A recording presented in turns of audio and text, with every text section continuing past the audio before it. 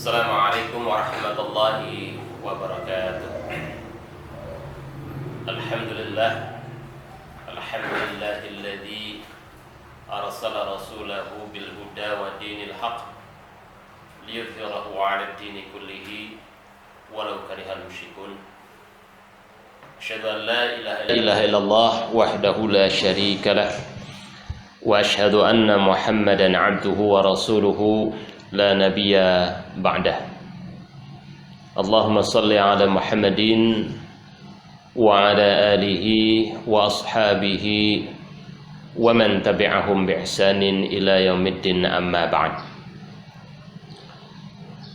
Wa qala ta'ala fi kitabihil azizil karim, a'udzu billahi minasy syaithanir rajim.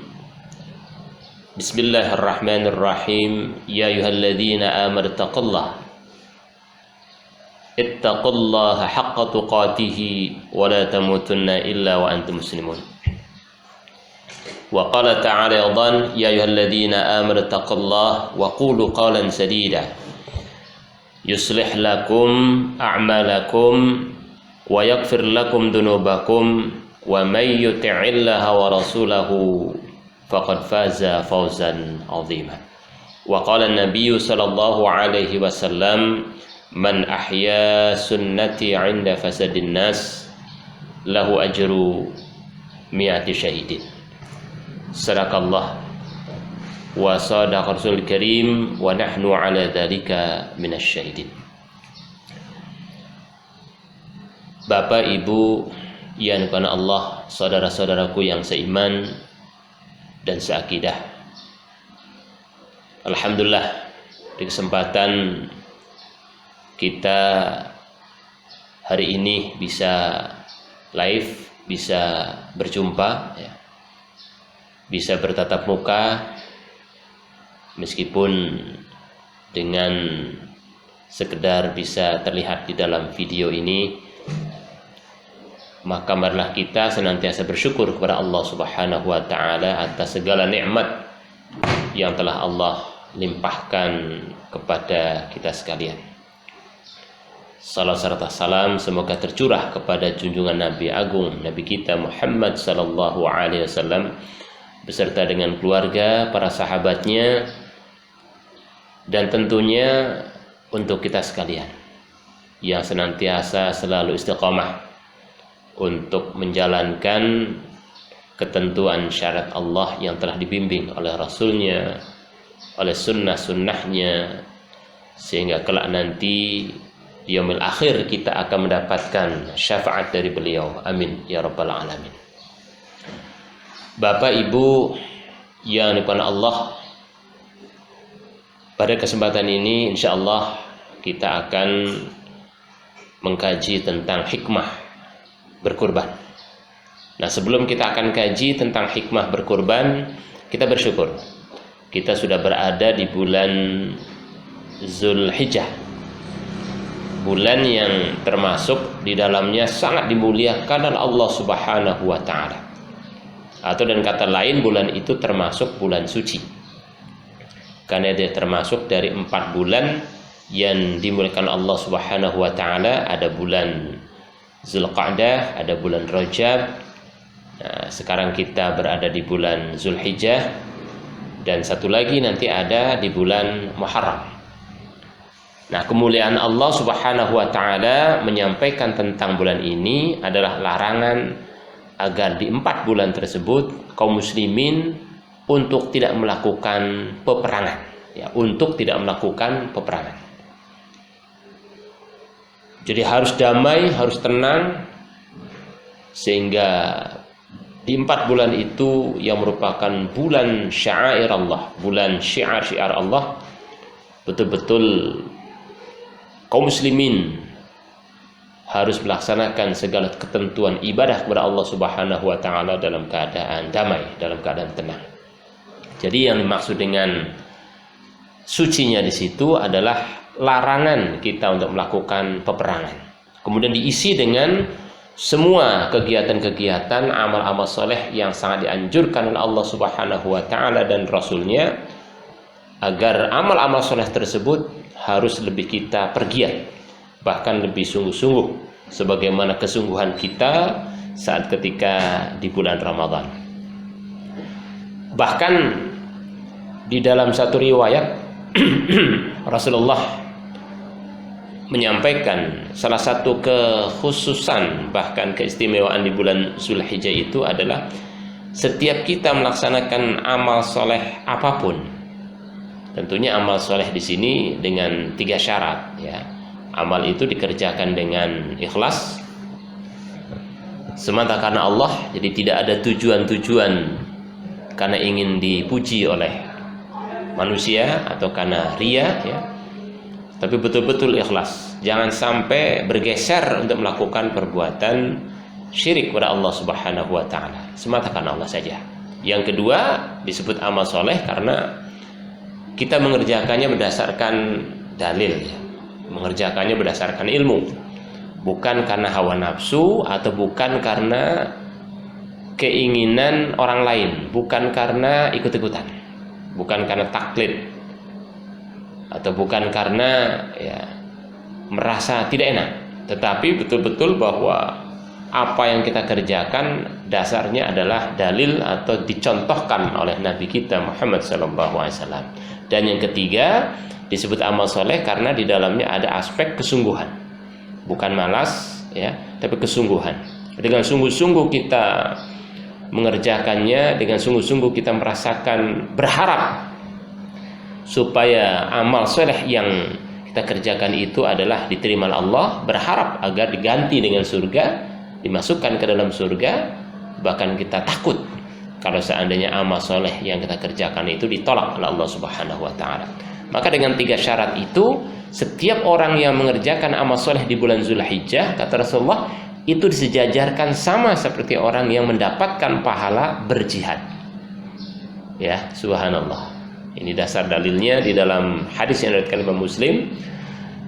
Nabi mengatakan bahwa ma min ayyamil amal salih fihinna, siapa saja atau tidak ada hari-hari yang lebih mulia, bahkan lebih dicintai ya di bulan Zulhijjah oleh Allah Subhanahu wa taala, ahabba ilallah min hadil ayyamil ashar, di mana hari-hari itu di 10 hari pertama ya, di 10 hari pertama kalau kita beramal soleh maka sangat dicintai Allah Subhanahu wa taala. Kenapa Allah sangat mencintai di 10 hari pertama itu? Nah, ada rahasianya.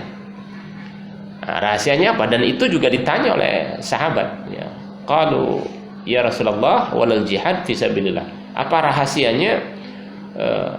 Kalau orang beramal soleh di bulan itu melebihi dari berjihad di jalan Allah atau mengalahkan jihad di jalan Allah, maka Nabi secara jujur mengatakan walal jihad fisabilillah. Iya, meskipun orang itu berjihad di jalan Allah, maka kalau kita beramal soleh di bulan Zulhijjah itu nilainya bisa saja melebihi dari berjihad di jalan Allah Subhanahu wa taala. Illa rajulun kharaja binafsihi wa malihi falam yarji' min dzalika bisyai'in. Kecuali kata Nabi, kalau seandainya dia mati ya, tidak kembali ya ke rumahnya karena sudah mengalami kematian, maka dia syahid, maka kesyahidan itu pahalanya lebih tinggi dari amal-amal yang lain. Nah, kalau kita mendengar hadis ini Bapak Ibu sekalian, tentunya kita harus bersemangat ya, karena Rasulullah telah merekomendasikan kalau kita beramal soleh di bulan Zulhijjah maka sangat besar sekali pahalanya, bahkan disejajarkan seperti berjihad di jalan Allah Subhanahu wa taala. Padahal berjihad di jalan Allah itu disebutkan bahwa pahalanya sangat luar biasa.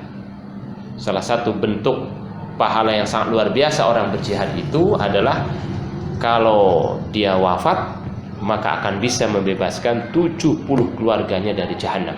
Subhanallah. Satu orang ya, misalnya satu orang di antara keluarga kita dia berjihad jalan Allah kemudian dia mati, maka satu orang ini mampu akan membebaskan keluarga kita sebanyak 70 orang dari jahanam. Masya Allah.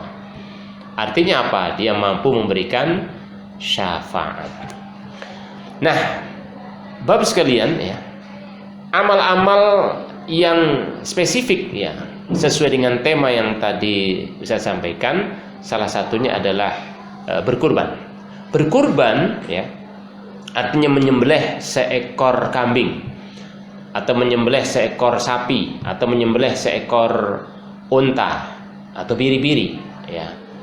Pas bertepatan sesudah para hujaj ya, para haji melaksanakan wukuf di Arafah, yaitu tanggal 10 ya, 11, 12 dan 13 dari tasyrik ya. Maka bagi kita kaum muslimin yang ada di Indonesia ya, di tanggal itu sangat dianjurkan kita untuk melakukan amalan yang sangat dicintai Allah, yaitu berkurban ya, untuk menyembelih seekor kambing atau 2 ekor ya, minimal 1 ekor kambing. Jadi 1 ekor kambing itu ya bisa untuk mewakili semua keluarga. Jadi kalau seandainya kita seorang ayah ya berkorban ya dengan 1 ekor kambing, maka itu sama nilainya dia telah ya mewakili semua keluarga ya induknya, bukan hanya keluarga inti. Berarti istri pun, anak pun ya ikut seperti dia juga berkurban. Termasuk ayah kita, ibu kita gitu, juga sama ikut berkurban. Terus bagaimana kalau seandainya istri saya juga berkurban gitu? Atau anak saya juga berkurban gitu kan. Nah, jadi kalau kita, keluarga kita berkorban, suami berkorban 1 ekor kambing, kemudian istri juga berkorban 1 ekor kambing, atau anak juga berkorban 1 ekor kambing, itu boleh. Kenapa? Karena semakin besar korban yang dikeluarkan itu semakin baik. Tapi kalau seandainya cukup suami saja ya sebagai kepala rumah tangga yang berkorban, maka itu sudah mewakili pahalanya juga untuk seluruh keluarga. Keluarga yang dimaksud memang para ulama mengatakan ada 2 pendapat. Pertama adalah keluarga inti. Keluarga inti itu ya bapak ya atau suami, istri dan anak. Tapi ada yang mengatakan keluarga induk. Ya, artinya semuanya yang ada dalam satu nasab dari keluarga ayahnya atau suaminya maupun nasab dari keluarga istrinya. Artinya lebih luas. Nah, dasar berkorban sangat jelas ya. Meskipun ada pertikaian hukum, ada yang mengatakan wajib, ada yang mengatakan sunnah muakkadah, di luar dasar hukum wajib atau sunnah muakkadah, maka kita bisa mengambil satu jalan tengah. Apa jalan tengahnya? Rasulullah sudah sangat jelas mengatakan man kana lahu sa'atun wa lam yudhi fala yaqrabanna musallana. Ini hadis ini sahih sekali ya, hadis ini. Siapa saja orang yang sudah mampu. Nah, di sini yang dimaksud sudah mampu itu ya punya kelebihan. Ya, punya cadangan kelebihan harta. Apabila kita berkorban, kemudian korban itu kita bagikan kepada fakir miskin, ya, maka pada hari itu atau 3 hari minimal setelah itu tidak terjadi kelaparan atau tidak terjadi sesuatu yang mengguncang di dalam keluarga kita. Artinya itulah mampu, karena dia menjadi bagian dari cadangan ya. Atau kemampuan dalam arti bukan kemampuan dari diri kita sendiri. Misalnya bapak atau ibu ya diamanahi oleh anaknya, Pak, Bu, ini saya mau berkorban tapi untuk ibu bapak saja yang namanya. Berarti kita sebagai seorang ibu atau seorang bapak diberi 1 ekor kambing oleh anaknya. Nah, itu kemampuan dari orang lain ya, dari anak kita, meskipun bukan dari usaha kita, itu juga bisa disebut dengan mampu ya. Maka kata Rasulullah, man kana lahu sa'atun, barang siapa kita sudah mampu memiliki cadangan harta untuk bisa berkorban ya, tetapi walam yudhi ya, kita tidak mau sengaja, nggak mau berkorban, biarin, mendingan uangnya untuk beli motor aja atau mendingan uangnya untuk kita kumpulkan ya, beli baju dan sebagainya. Padahal betul-betul kita ini sudah mampu dan amanahnya untuk melaksanakan korban ya. apalagi korban itu hanya setahun sekali gitu kan. Maka kata Rasulullah, fala yaqrabanna musallana, janganlah sekali-kali mendekati ya musola kami, masjid kami. Para ulama mengatakan bahwa masjid kami di situ ya dua. Yang pertama adalah Masjidil Haram, yang kedua adalah Masjid Nabawi. Nah, makanya menjadi satu perdebatan para ulama. Jadi orang yang melaksanakan umroh, orang yang melaksanakan ibadah haji, ya, kalau dia itu belum korban, ya, maka mereka ini terkutuk ya untuk mendatangi ke sana. Makanya harus ingat-ingat hadis ini. Jangan sampai kemudian kita melalaikan atau meringan-ringankan karena berkorban itu sangat luar biasa. Ada juga mengatakan fala yaqrabanna musallana, itu bukan sekedar dua masjid tadi, tetapi semua masjid-masjid yang merupakan tempat untuk melaksanakan ibadah salat berjamaah, ya, itu bagi mereka ketika mendatanginya adalah dibenci. Karena apa? Karena mereka tidak melaksanakan syariat Allah dalam bentuk kurban. Nah, Bapak sekalian yang dimuliakan Allah, ya, saya tidak akan berbicara tentang bagaimana kriterianya, bagaimana cara penyembelihannya, ya. Tetapi di sini kita akan ambil hikmahnya saja. Mudah-mudahan kita semuanya ya mendengar ceramah Ustadz ini, melihat ceramah Ustadz ini, Bapak Ibu yang belum tergugah untuk melaksanakan kurban, ya, sudah ada harta yang dimiliki, masih ragu-ragu, maka jangan ragu, ya, karena orang melaksanakan kurban bukan sekedar hanya memutus atau sekedar formalitas untuk memutus kewajiban saja, melaksanakan kewajiban formalitas saja, tapi di balik itu ada hikmah yang sangat besar, ya, karena kurban itu termasuk salah satu ta'zim, salah satu keagungan ibadah yang sangat besar, bahkan dicintai oleh Allah Subhanahu wa taala. Sebagaimana tadi Ustaz sampaikan, amal soleh di bulan Zulhijjah ini sangat dicintai Allah, maka ibadah kurban ini memiliki keutamaan yang berlipat kecintaan Allah kepada orang yang berkurban. Sebagaimana ada satu hadis yang diriwayatkan oleh Imam Ahmad, Nabi mengatakan bahwa tidak ada satu amalan, ya, yang dilakukan oleh seseorang, kata Nabi, pada hari nahar, pada hari raya kurban, ya, ahabba ilallahi min ihraqid dam, masya Allah, kecuali, ya, orang itu, ya, yaitu menyembelih hewan kurban, masya Allah, ihraqid dam. Jadi pada hari nahar, pada hari raya Idul Adha, itu memang disebutkan sebagai hari di mana paling utama, ya, ketika kita berkurban. Tapi tidak menafikan berarti tanggal 11, 12, 13 itu juga masih sangat dibolehkan, ya. Tapi memang memilih bertepatan dengan hari nahar, ya, hari berkurban, hari raya Idul Adha, itu sangat bagus sekali. Tapi sesuai dengan keadaan, karena pas besok kebetulan misalnya hari naharnya hari Jumat, ya, kalau kita menyembelih pada hari Jumat, ya, itu pas bertepatan pada tanggal 10 di bulan Zulhijjah, ya, sesuai dengan hadis Nabi, masuk kategori ahabba ilallah, ya, min ihraqid dam, maka itu termasuk yang sangat dicintai Allah kalau kita menyembelih pada hari itu. Dengan dasar apa? Innaha la ta'ti yaumal qiyamah, ya, maka pada hari kiamat, masya Allah, ya, pada hari kiamat nanti kata Rasulullah, ya, itu, ya, hewan kurban itu akan datang, ya. Jadi hewan kurban itu akan datang, ya, biquruniha, ya, bersama dengan, ya, apa?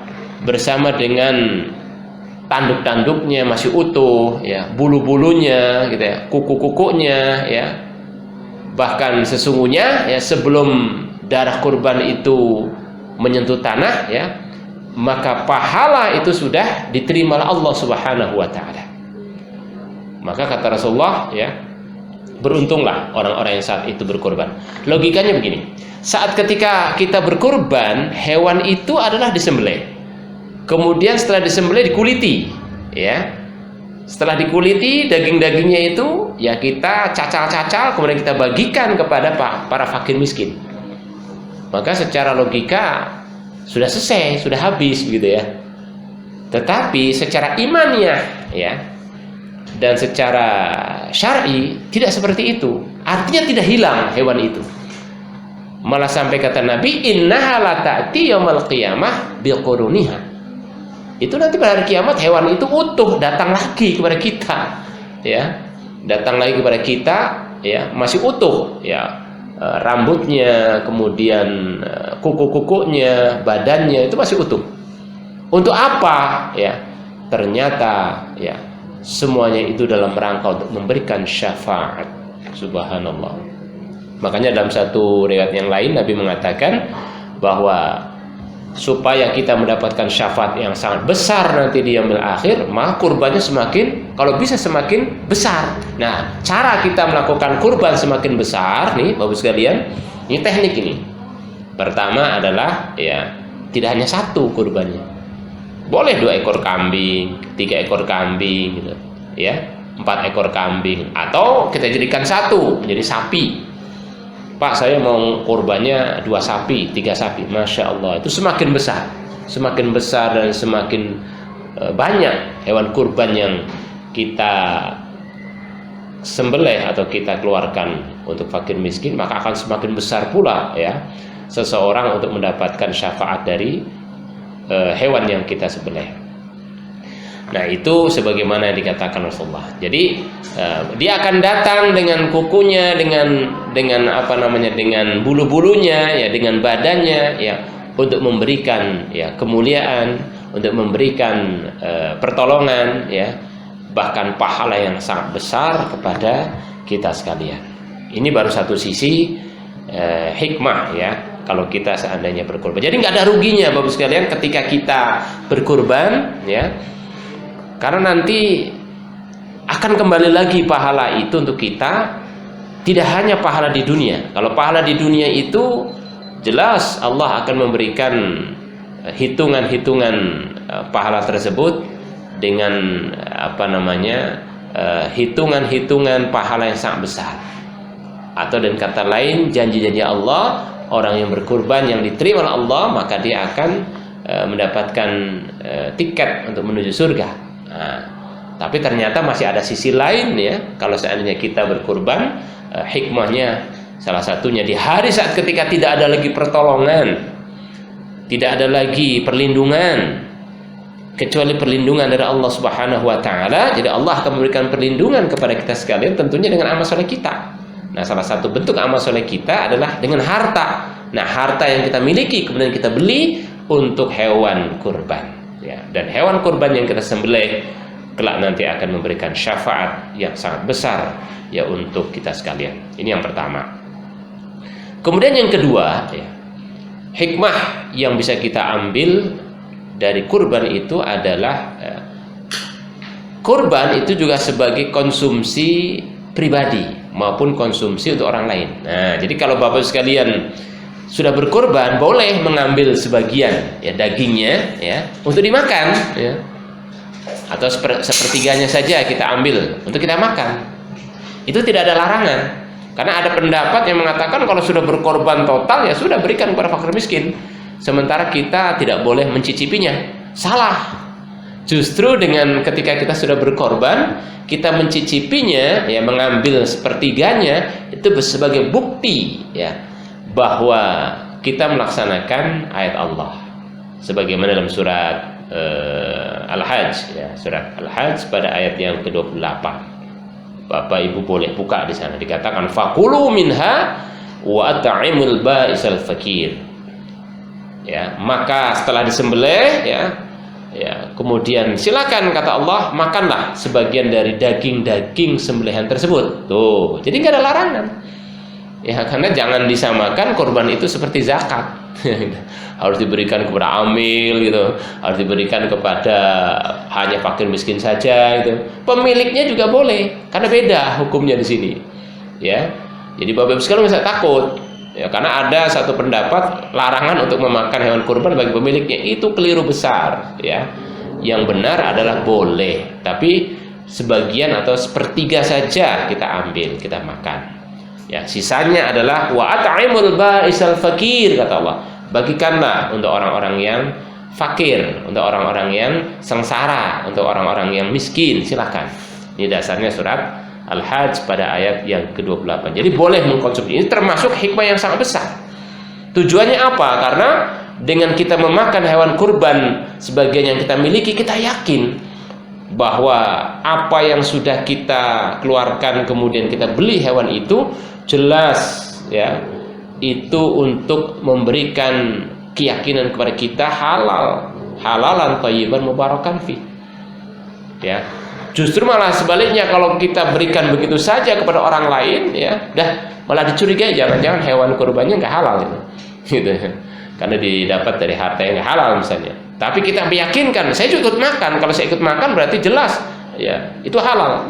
Ini juga termasuk salah satu adab ketika kita bertamu atau menerima tamu. Jadi kalau Bapak sekalian menerima tamu, ya, menyuguhkan makanan, ya, jangan disuruh si tamu itu minum dulu. Justru kita harus bersama-sama, yuk kita minum. Nah, tamunya minum, kitanya minum. Saat ketika kita ikut minum, tamu ikut minum, yakin betul bahwa itu halal. Yakin betul bahwa apa yang diminum itu tidak mengandung racun. Kalau kita menyuruh, Bapak minum aja dulu, seperti ngeracunin. Setelah diminum dia mati, kitanya malah selamat. Nah, ini apalagi orang yang kita datangi dicurigai gitu kan ya, dicurigai nggak tahu kena apa. Artinya apa? Di sini kurban sebagai konsumsi pribadi dan orang lain termasuk hikmah. Dan dibolehkan bagi kita untuk mencicipi atau mengambil sebagian atau sepertiga dari dari daging hewan yang kita sembelih, ya. Kemudian yang kedua, hikmah yang kedua adalah bahwa kita berkorban itu adalah sebagai bagian dari berzikir kepada Allah Subhanahu wa taala, ya. Atau dengan kata lain melaksanakan ibadah, ya, sebagai bentuk pengorbanan dengan cara menyembelih hewan kurban. Dan ini sangat berbeda dengan agama-agama dunia yang cara mensikapi terhadap hewan itu salah. Misalnya kalau agama Hindu, ya, kalau agama Hindu itu haram hukumnya untuk menyembelih seekor sapi, bahkan nggak boleh sapi itu disembelih gitu, ya, karena dia dianggap sebagai hewan titisan dari dewa. Nah, itu, ya. Atau dengan kata lain, ada orang Islam yang menyembelih seekor kambing atau menyembelih sapi, tetapi niatnya bukan mansak, bukan zikir, bukan beribadah, tapi ngelarung ke lautan, ya, dilarung ke bumi, dilarung ke gunung, ya, dalam rangka untuk sesajen dan sebagainya. Maka ini bukan termasuk kurban. Makanya istilah kurban itu mendekatkan diri kepada Allah. Tetapi jangan ada di pikiran kita ketika kita menyembelih hewan kurban, kemudian nanti Allah akan ikut makan gitu, atau malaikat yang menjaganya ikut makan. Jangan ada pikiran begitu. Nggak butuh. Allah nggak butuh darahnya, Allah nggak butuh dagingnya. Itu sebagai bentuk, ya, simbolik agar kita menjalankan ketaatan kepada Allah Subhanahu wa taala. Dan menyembelih hewan kurban itu termasuk bagian ibadah, bagian zikir. Bahkan sekaligus di dalamnya ada nilai syiar, ya, ada nilai syiar, ya, agar generasi sesudahnya, ya, tidak boleh berdiam diri bahwa setiap tahun saat ketika di bulan Zulhijjah itu ada nilai-nilai untuk berzikir kepada Allah melalui kurban yang pernah dicontohkan oleh Nabiullah Ibrahim. Ya, makanya Nabi kita, Nabi Muhammad SAW itu disuruh oleh Allah Subhanahu wa taala mencontoh, ya, bagaimana Nabi Ibrahim saat ketika diperintahlah Allah untuk berkurban, yang akhirnya kemudian, ya, perintah Allah dijalankan dan Allah tentunya maha tahu. Nggak mungkin sampai kemudian Nabi Ismail meninggal, ya, karena disembelih, maka digantilah dengan hewan kurban. Nah, kemudian ada juga hikmah lain yang bisa kita ambil dari kita berkorban. Apa? Supaya kita sebagai seorang muslim, ya, selalu ada, ya, peningkatan nilai kualitas ketakwaan kita kepada Allah. Nah, jadi ada dinamisasinya nilai-nilai iman kita dan ketakwaan kita. Iman dan takwa kita tidak boleh pasif, tapi iman dan takwa kita harus selalu terus naik, ya, harus aktif, dinamis, dan terus naik dalam posisi yang baik, dalam posisi yang meningkat. Makanya ada momentum kurban itu untuk meningkatkan kualitas ketakwaan kita. Karena tanda orang-orang yang bertakwa itu adalah ya senantiasa dengan hartanya dia mau berkorban. Ya, dengan hartanya dia mau berinfak. Kita lihat dalam surat Al-Hajj juga ya, pada ayat yang ke-37. Allah Subhanahu wa taala juga berfirman di sana, la yanalallahu luhumuha wala dima'uha walakin yanaluhu taqwa minkum kadzalika sakhkharaha lakum litukabbirullaha ala ma hadakum wa basyiril muhsinin. Daging-daging unta, daging-daging kurban ya yang sudah disembelih sekali-kali tidak akan dapat mencapai ya, kepada Allah Subhanahu wa taala ya, kepada keridhaan Allah Subhanahu wa taala. Artinya ketika kita menyembelih daging-daging yang sudah kita sembelih itu tidak akan mencapai kepada derajat di mana Allah akan ridha ya, kecuali keridhaan itu apabila dibungkus dengan nilai-nilai ketakwaan. Karena apalah artinya daging, darah bagi Allah Subhanahu wa taala? Allah nggak butuh. Allah butuhnya adalah bagaimana kita ya, kualitas iman dan takwa kita meningkat ya, kualitas iman dan takwa kita yang teruji ya, bagaimana pengorbanannya. Karena hanya dengan iman dan takwa itulah ya, harta yang kita miliki melalui kurban bisa dilaksanakan. Bahkan tidak hanya itu ya, maka kamu, kata Allah, akan mencapai derajat takwa itu dengan berkurban. Dan tentunya Allah Subhanahu wa taala menyuruh agar mengagungkannya ya, supaya kalian senantiasa selalu terjaga dengan hidayah Allah Subhanahu wa taala. Bahkan kalian akan digolongkan sebagai orang-orang yang muhsin. Ya. Jadi takwa ini termasuk bagian dari orang-orang yang muhsin. Makanya Bapak Ibu sekalian yang nanti akan berkurban, silakan mau kurban di rumah masing-masing. Lebih bagus lagi kalau kita koleksi, misalnya di sekolah, misalnya di masyarakat, ya, maka ramai di situ ada nilai syiar. Oh iya, orang-orang Islam ini selalu bersatu. Orang Islam itu selalu bergotong royong. Orang Islam ini senantiasa memikirkan nilai-nilai sosial yang ada di sekitar masyarakatnya. Bahkan saat ketika daging-daging yang kita kontribusikan untuk mereka, kita bagikan kepada mereka, maka kita membagikannya tidak asal saja. Kita tahu fakir miskin yang terikat di jalan Allah, kita tahu fakir miskin yang betul-betul membutuhkan, sehingga saat ketika kita mengerjakannya secara bersama-sama di lembaga tersebut, maka kita akan semakin yakin dan akan semakin mantap. Nah, kemudian yang berikutnya, hikmah dari kurban itu apa? Memiliki apa? Manfaat yang sangat besar, terutama pada aspek nilai ekonomi. Tuh ya. Nilai ekonomi yang bagaimana?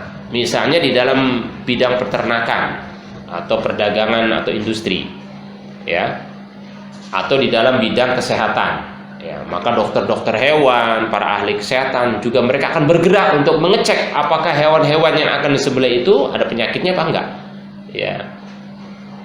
Kemudian dipilihlah hewan-hewan yang baik. Makanya dalam Islam kita tidak boleh berkorban untuk asal saja, ya. Itu harus ada persyaratan ya. Hewan yang akan dikorbankan harus sehat. Harus 1 tahun untuk seekor kambing ya, lebih ya, 1,5 tahun itu paling bagus.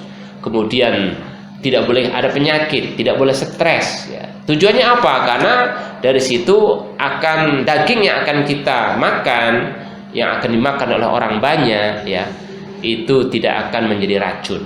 Dia akan menjadi gizi yang hewani ya, akan meningkatkan peningkatan gizi yang hewani. Nah, kalau dari aspek peternakan, Masya Allah, ini akan mengembangkan potensi ekonomi. Potensi ekonomi umat ini akan semakin luar biasa. Ya, kalau ada istilah home industry, ini home hewani gitu. Maka masing-masing rumah menyiapkan hewan-hewan kurban yang sudah diakad 1 tahun yang lalu, 2 tahun yang lalu gitu ya. Maka akan semakin besar. Umat Islam akan mempunyai peran dari sisi ekonomi seperti ini. Jangan hanya membeli dari negara lain. Ya, makanya Saudi saja setiap tahun gitu ya, itu membutuhkan hewan kambing gitu ya. Itu kurang lebih 20 sampai 30 juta ekor. Artinya apa? Ini pangsa pasar yang sangat hebat. Kalau negara Saudi itu membelinya hanya di Australia saja, ya, yang negara yang memang peternakannya sangat luar biasa, atau di Inggris gitu ya, maka berarti kesempatan umat Islam yang harusnya potensi ekonominya juga bagus malah dicolong, diambil oleh negara-negara kafir. Artinya kita bisa membaca bahwa oh, kalau begitu umat Islam bersatu, maka kemudian mereka membuka peternakan, meskipun bukan dalam bentuk peternakan besar, tapi setiap industri-industri perumahan-perumahan itu siap untuk dimarketkan ke negara-negara Islam. Nah, kemudian yang terakhir ya, tentunya berkorban juga adalah bagian dari sisi ya, agar kita menjadi manusia yang bersyukur kepada Allah Subhanahu wa taala. Ya. Orang yang bersyukur kepada Allah Subhanahu wa taala itu mempunyai dua ciri ya. Yang pertama, aksarut ta'ah ya. Dikatakan orang itu bersyukur kepada Allah karena dia senantiasa selalu meningkat kualitas ketaatannya. Nah, jadi tahun ini kita harus meningkat kualitas ketaatannya. Tidak hanya mandek. Misalnya kalau tahun lalu kita 1 ekor kambing, maka tahun ini kita bisa 2 ekor kambing atau 3 ekor kambing gitu. Ya, karena apa? Karena kita sudah menyiapkan ya, jangan hanya berhenti 1 ekor saja. Ya, bisa jadi mungkin besok 2 ekor atau 3 ekor. Sudah ditarget. Ya. Nah, itu sebagai bentuk salah satu kita bersyukur kepada Allah. Karena apa? Harta yang kita miliki kemudian kita belikan untuk hewan kurban itu adalah bagian dari amanah. Dan harus betul-betul kita putar untuk nilai-nilai amanah. Kemudian yang kedua adalah meninggalkan, ciri orang yang bersyukur itu meninggalkan segala kemaksiatan. Jangan sekali-kali harta yang kita miliki kemudian kita gerutuin ya, atau kemudian didapatkan dari hasil yang haram. Ya, karena itu tanda orang itu tidak bersyukur kepada Allah Subhanahu wa taala. Kalau kita bersyukur kepada Allah Subhanahu wa taala, menjaga dua kompetensi yang ini, maka insya Allah saat ketika kita mengeluarkannya, saat ketika kita memanfaatkannya, maka tidak akan mengalami kerugian untuk diri kita sendiri atau orang banyak. Tapi sebaliknya, ketika kita hilang nilai syukur tersebut, maka mereka menganggap setiap melaksanakan ketaatan sebagai beban. Ya, misalnya tahun ini kita berkorban 2, anggapannya berat karena apa? Beban. Padahal insya Allah setiap ibadah yang kita kerjakan, termasuk di dalamnya kita berkorban, bukanlah bagian dari beban, tapi itu adalah bagian tanggung jawab dan kebutuhan yang harus kita kerjakan, karena itu merupakan bentuk pendekatan diri kita kepada Allah melalui ibadah kurban.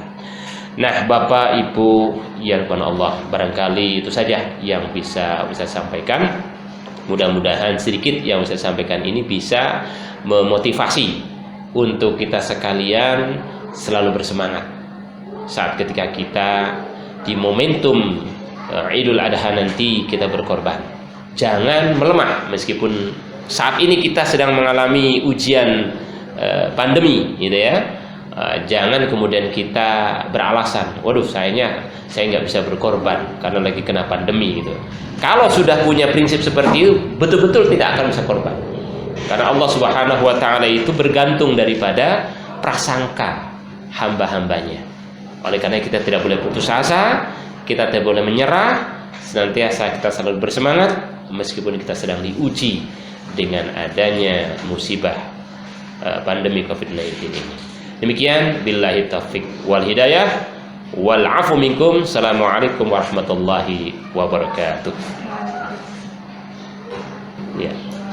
Baik, memang kurban itu harus sesuai dengan syariat ya, sesuai dengan ketentuan syariat ya, yaitu al-bahim, yaitu binatang, al-an'am ya, binatang yang khusus ternak ya, masuk ternak ya, yaitu ada kambing, ada sapi, ada biri-biri, bahkan kuda ya, kuda juga bisa ya, kemudian ada kerbau ya, bahkan menjangan pun itu juga bisa dijadikan kurban ya. Jadi betul-betul hewan ternak yang halal ya, yang bisa dimakan ya, dan itulah yang menjadi syarat dan secara syar'i supaya kesahan berkorban itu sesuai dengan kaidah syariat. Nah, dalam kondisi yang sangat darurat, ya seperti misalnya sangat sulit sekali, padahal kurban itu sangat diinginkan oleh masyarakat tersebut. Tidak ada sama sekali misalnya hewan kurban yang harus disembelih, ya. Dicari pun memang tidak ada sama sekali, gitu kan. Yang ada misalnya ikan misalnya, ya. Yang ada ikan paus atau ikan yang lainnya. Dalam kondisi darurat itu ada dua pendapat ulama yang mengatakan tidak perlu kurban. Ya, jadi masyarakat tersebut tidak perlu kurban karena tidak ada hewannya. Tapi ada juga yang mengatakan boleh, silahkan berkurban dengan hewan yang penting di situ halal. Yang penting halal itu misalnya di situ adanya ayam, gitu kan. Ya sudah, berkurban dengan seekor ayam atau 2 ekor ayam, atau silakan, ya, atau adanya ikan, gitu ya. Silakan. Kalau memang betul-betul darurat tidak ada hewan sama sekali. Kalaupun misalnya didatangkan, ya kita membeli, itu kalau memang masih bisa, dimungkinkan masih bisa membeli, ya misalnya mendatangkan dari antar pulau, dan ternyata antar pulau pun sangat sulit untuk memasukinya, apalagi misalnya wilayah es atau wilayah yang sangat berbahaya dan sebagainya, ya itu juga masuk kategori yang darurat, ya, dalam kategori yang darurat. Sehingga dalam darurat tadi 2 hal, tidak perlu ada kurban, atau kalaupun kurban boleh diganti dengan hewan yang tetap dalam posisi halalan thayyiban mubarakan fi. Nah itu ya. Dan kejadian seperti ini memang bukan berarti yang hal yang mustahil. Itu bisa terjadi, gitu kan. Seperti di daerah kutub, ya. Ternyata nggak ada binatang kecuali hanya kurban, beruang misalnya. Nah, beruang itu bukan masuk kategori binatang kurban. Dia termasuk binatang buas, ya. Karena kondisinya sangat darurat, maka binatang kurbannya menjadi beruang itu maka dibolehkan karena darurat. Sesuatu darurat itu sesuatu yang tidak diinginkan oleh kita, dan saat ketika kita melakukannya pun tidak boleh berlebih. Ya, itu yang namanya darurat. Kalau sudah berbicara darurat memang sudah sangat berbeda, ya. Begitu, ya. Kemudian yang kedua, apakah ada kewajiban jika masuknya kurban itu sebuah nazar ya. Tertentu, dan misal tambah pula pertanyaan, kurban untuk orang meninggal bagaimana? Ya. Kurban itu memang adalah kewajiban kesadaran karena kemampuan, ya. Karena Rasulullah sudah menyebutkan bahwa sa'ah itu maknanya kemampuan, ya. Nah, kemampuan yang dimaksud bisa kemampuan dari diri sendiri, ya, dari usaha sendiri, atau kemampuan dari orang lain, ya. Orang itu nggak mampu, tapi dimampukan orang lain, maka itu menjadi mampu. Nah, berhubungan dengan korban yang yang harus dilakukan kalau orang tersebut tidak mampu, maka dia tidak perlu melaksanakan kurban. Tetapi ketika dia sudah betul-betul mampu, ya wajib dia harus melaksanakan korban tersebut, ya. Dan kalau dia meninggalkannya, dikhawatirkan terkena tadi yang disampaikan Ustaz, ya, yaitu dia tidak boleh yang mendekati Masjid Nabi, ya. Dan ketika korban itu dikeluarkan dari kemampuan, hatta itu misalnya dari hasil hutang, itu juga tidak masalah, ya. Kemudian tadi apa pertanyaan yang untuk orang meninggal, kalau misal haji itu ada badal, ya. Ya. Kalau kurban bagaimana? Ya, tadi yang berkaitan dengan nazar, ya. Korban nazar itu juga harus dikerjakan, ya. Karena kalau dia tidak mengerjakannya, maka dia terkena hukum dosa. Makanya setiap orang bernazar itu berhati-hati, ya. Dan nazar berkorban itu termasuk nazar syar'i, ya. Nah, misalnya saya kalau seandainya mampu atau lulus dari PNS, ada pekerjaan, bisa masuk, saya akan berkorban nanti 1 ekor kambing, ya, itu sudah nazar. Memang ada para ulama mengatakan nazar itu adalah dikerjakan bagi orang yang pelit, gitu kan. Jadi nggak perlu sebetulnya nazar-nazar itu, ya. Khawatir nanti kalau nggak sanggup. Nah, kemudian bagaimana dengan berkorban untuk orang yang meninggal? Berkorban untuk orang yang meninggal itu ada syaratnya. Syaratnya adalah yang pertama, orang yang meninggal sebelum dia meninggal dia sudah memberikan wasiat. Nanti kalau seandainya saya ada uang, kalau seandainya saya masih sehat atau seandainya tahun depan itu saya masih hidup, tolong ya disembelihkan seekor kambing untuk berkorban. Kemudian orang itu meninggal, maka harus dilaksanakan. Atau karena nazar ya. Jadi kalau orang itu bernazar akan nanti tahun depan saya demi Allah akan menyembelih seekor kambing karena untuk kurban saya. Ada bukti didengar oleh anak ya, kemudian ada tulisan, maka wajib bagi anaknya yaitu menyembelihkan seekor kambing karena nazar dia. Terus bagi yang lain-lain bagaimana? Nah, bagi yang lain-lain yang selain dua tadi itu nggak ada berlaku hukumnya. Hanya saja kalau seandainya kita ingin berkorban untuk orang yang sudah meninggal ya, untuk orang yang sudah tidak ada, maka bukan korban, itu sudah sedekah saja sifatnya.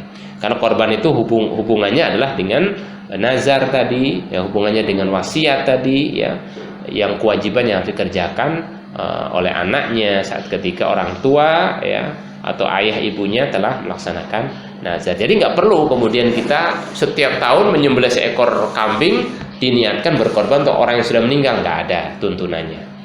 Jadi sebetulnya ketika kita berkorban, ya, menyembelih seekor kambing atau orang yang sudah meninggal pun terdampak dapat pahala dari kita karena kita sebagai bagian dari anak yang saleh. Jadi nggak usah khawatir, ya, begitu. Terakhir, ya, boleh terakhir.